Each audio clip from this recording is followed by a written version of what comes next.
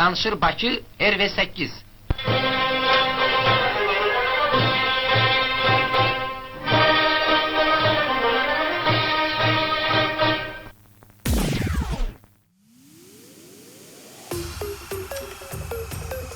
Azərbaycan müstəqilliyi qazanandan sonra ölkədə bir neçə radio yarandı. FM dalğasında yayımlanan radiolar musiqi, əyləncə, xəbər və sair məzmunlu verilişlərlə sözün əsl mənasında insanların nəbzini tutmuşdular. Hər evdən, hər bir avtomobildən yeni yaranan müstəqil radioların cınqılları eşidilirdi.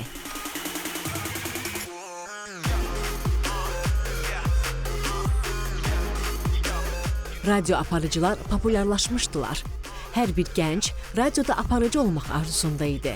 Belə bir zamanda ulduzu parlayan radioçuların həyatı 180 dərəcə dəyişmişdi. Hər kəs o yerdə olmaq istəyirdi.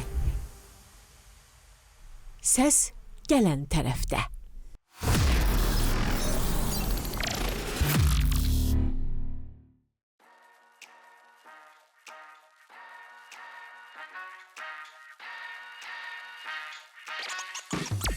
Bugün söhbətimizi daha çox 5 radio üzərində quracağıq. Avto FM, Dalğa FM, Planet FM, Baku Hit FM və Baku Retro FM. Maraqlıdır ki, adını çəkdiyim radioların heç biri məzmununa görə biri-birini təkrarlamır. Hər birinin ayrı kontenti və musiqi siyasəti var. Mənə isə ən çox keçmiş bir radio aparıcı kimi studiya daha maraqlı idi. Radio aparıcılar haqqında sadə dinləyicinin bilmədiyi bir məqam da var. Biz radio aparıcılarının ancaq səsini eşidirik. Onlara sima biçmək isə bizim öz işimizdir. Kimini saraşın, kimini isə qaraşın təsəvvür edirik. Zaman maşınında bugün səyahətimiz yekunlaşdı əziz dinləyicilər. Sabah yenidən eşidilmək ümidi ilə özünüzə və planetə yaxşı baxın. Bəli, bu hər bir radio aparıcının yaşadığı təcrübədir. Nəyə görəsə dinləyicilər xəyallarında aparıcını tamamilə fərqli təsəvvür edirlər. Xüsusən xanım aparıcıları hündür boylu və uzun qara saçlı kimi təsəvvür edirlər. Şəxsən mən özüm bu təcrübəni yaşamışam.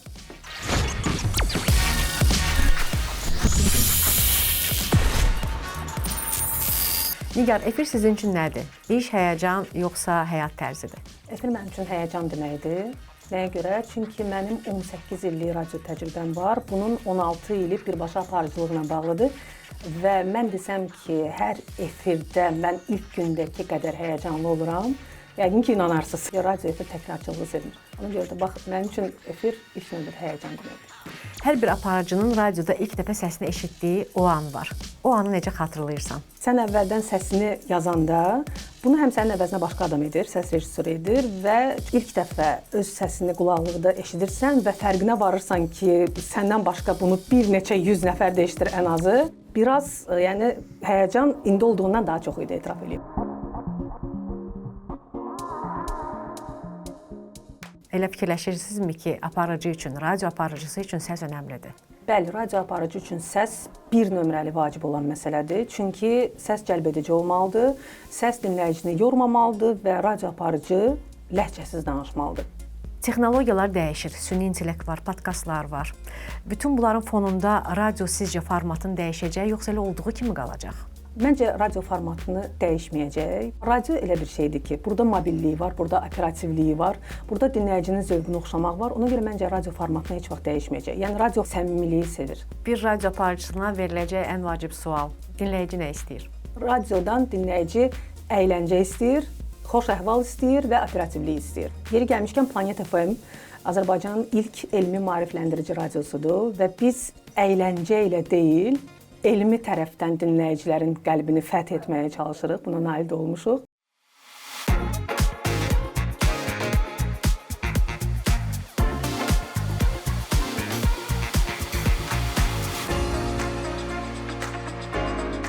İlk efir günümüz yadındadır da. Bizdə necə, o yaddan çıxarmaq olar. İlk təcrübəm idi. Neçə il bundan öncə? 20 il olar. Bu il bizim yubileyimizdir, 20 ildir, düzdür. 2005-ci il və indi hal-hazırda 2025. Yeyək. Radiolar haqqında biraz söhbət edəyək. Maraqlı bir şey də var. Bizim o ilk efirimiz, ikimizin bir yerdə efir apardığımız gündən sonra, sən bir neçə vaxtdan sonra tək başladın o veriliş aparmağa. Sonra da isə bu radio həvəsi yenidən qaytardı mənə radioya. Necə oldu? Amma qaydım tamam başqa cür. Hə, başqa formatı dəyişdiniz. Hə, formatı tamamilə dəyişdi. Çəkirlər yoxsa keçirsən nə olur? Biz hazır başlayaq. Başlayaq. O gündən, o ilk gündən bu günə qədər radio sizi dəyişdi, yoxsa siz az da olsa radionu dəyişə bilmisiniz? Mən deyərdim ki, hər ikimiz bir-birimizi dəyişə bilmişik, buna nail ola bilmişik. Yanaşma sizdə başqadır. Yəni hər 5 radiomuza yanaşma başqadır. İstənilən bir medianın özünün üzü və siması olmalıdır. Ona görə biz düşündük ki, bu radioları quranda, yaradanda və bəzi şirkətlərin əməkdaşlığa başlayanda 5 radionun 5-də müxtəlif olmalıdır. Hər radionun olan özünün əməkdaşları hərəsi bir xasiyyətdədir. Yəni belə bir şey deyək. Əməkdaşları idarə etmək və formatı izləmək ki, ümumilikdə bu çəkini qorumaq çətindir. Təsnifatlandırsaz əgər hər bir radionun özünün formatını, sizin özünüzə ən yaxını hansıdır? Adətən belə deyirlər də, ilk övlad həmişə şirin olur. Bəli. Mən də ilk radio hansı ki, idarə etmədə və rəhbər olduğum radio Avto FM olur. Daha doğma gəlir sözün açığı və sonuncu övlad bu Planet FM-dir. 88.7 indi onu çox istəyirik. Və üzərində işləyirik. Yəni radio bu günləri nəqliyyat mediasıdır günlər. Özün də bilirsən, biz işlədiyimiz dövrdə ən azı evlərdə və yaxud da ofislərdə dinləyirdilərsə, bu günləri daha çox avtomobildə dinlənilir və avtomobilin əvəz olunmaz mediasıdır, mən deyərdim. Avto FM həm də musiqisinə görə seçilir. Ümumiyyətlə bizim 5 radioların 5-i də həm musiqisinə görə, həm efir axınına görə tamamilə bir-birlərindən fərqlidir. Retro FM. Baku Hit FM.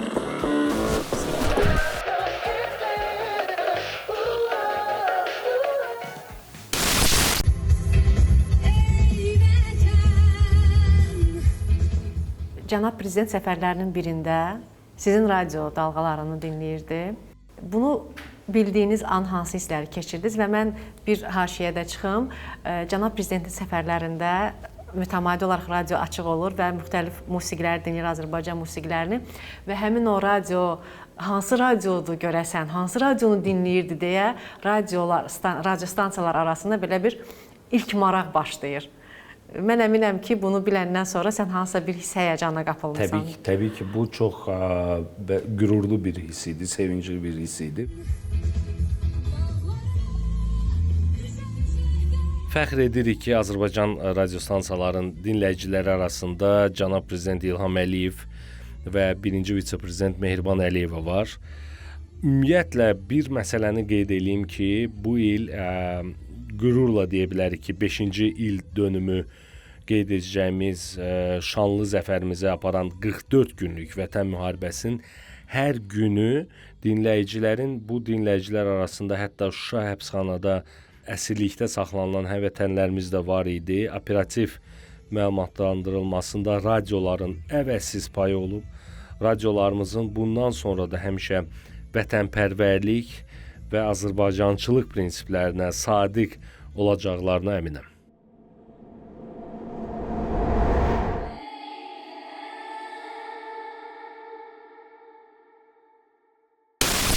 Yeni texnologiyaların tətbiqi radiolara təsiri olacağı bu sözsüz. Əgər süni intellekt sabah bizim yerimizə veriliş aparacaqsa, niyə maliyyə ayırıb aparıcını radioya dəvət eləyəsiniz? Necə baxırsınız buna? Düşünürəm ki, bunun çox var. Amma var. Var, yaxın gələcəkdə var. Hətta bu yaxınlarda Avropa ölkələrinin bir radio stansiyasında çalışmışlar ki, əvəz etsinlər. Deyəsən, test rejimində eləyirlər, bu məsələ var. Hələlik süni intellektin, necə deyərlər, o səhər-səhər emosiya verə bilmədiyi, o ürək qata bilmədiyi məsələlər var deyə. Ona görə aparıcılar narahat olmasınlar.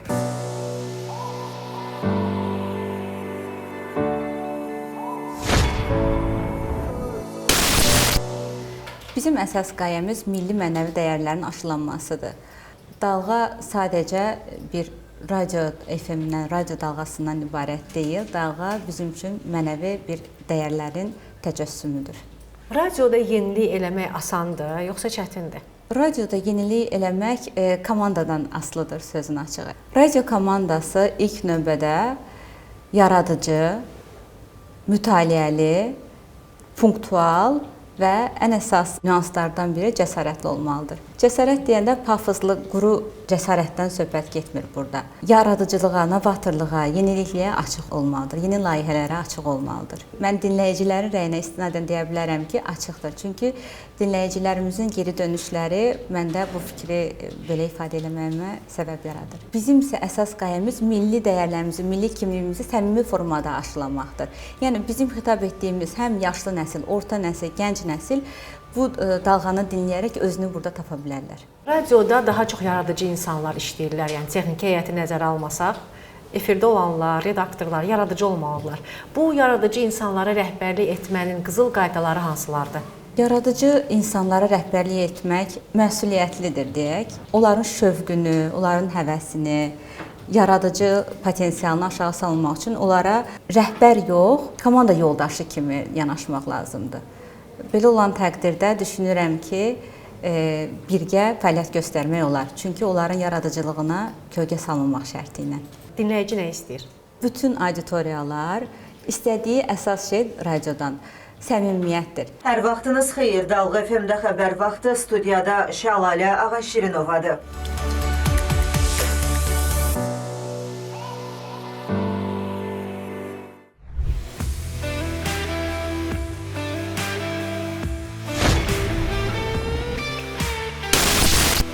Biraz fikir verək. Orada boşluqlar olsun ki, keçişlərdən istifadə edək. Aha, yaxşı. Doğru musiqi siyasəti, doğru musiqi seçimi digər radiolarla rəqabətdə sizə kömək ola bilər və ümumiyyətlə bütün radiolara. Təbii ki, elədir. Bu həm də radionun ümumi konsepsiyasından da asılıdır. 88.7 Planet FM elmi və maarifləndirici radio, milli musiqilərlə yanaşı, heç yerdə səslənməyən süni intellektlə hazırlanmış Planet FM-ə məxsus mahnılar da playlistimizə daha da rəng qatır. Sizin üçün musiqi tərtib eləmək bir zövq məsələsidir, yoxsa insanların psixologiyasını bilmədən bu mümkün deyil? Hər bir radiomuzun müxtəlif formatları var və zövqlər burada müxtəlifdir. Və o dinləyici artıq bilir hansı radioya köklənir və o radiodan o nə istəyir. Axına düşməmək. Bax, bu dediyiniz axına düşməmək, radionu geri atırmı? Heç bir halda geri ata bilməz. Çünki bu qədər fərqli, zövqlü format olduğu halda bu mümkün deyil.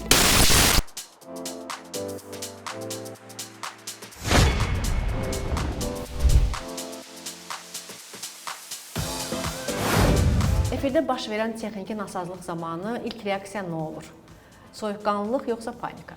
Əlbəttə ki, soyuqqanlılıq, panika çox vaxt problemlər yaradır. Ümumiyyətlə, bu cür problemlərə planlı şəkildə yanaşmaq lazımdır. Gecə-gündüz yayımlarında radionu texniki tərəfdən idarə etmək asan olmamalıdır. Çətin tərəfi nələrdir? Birinci növbədə qulluq və daim nəzarət lazımdır. Aparıcılar, həmçinin radionun digər heyət üzvləri sizi qurtarıcı kimi görürlər, çox güman ki. Bu sizi işinizdə həvəsləndirir, yoxsa həmişə hər şey mənim üzərimdə qalır deyə bir gileyiniz olur? Adətən bizi heç vaxt elə belə zəng eləmirlər. Yəni məlum məsələdir ki, hansısa texniki bir problem varsa, o zaman biz yada düşürük. İlk yada düşən bizik. Zəng gəlirsə radiodan bil ki, nəsə baş verir. Yəni elə belə zəng eləmirlər ki, salam, necəsən? Ancaq problem olur. Ancaq səsim getmir. Aydındır.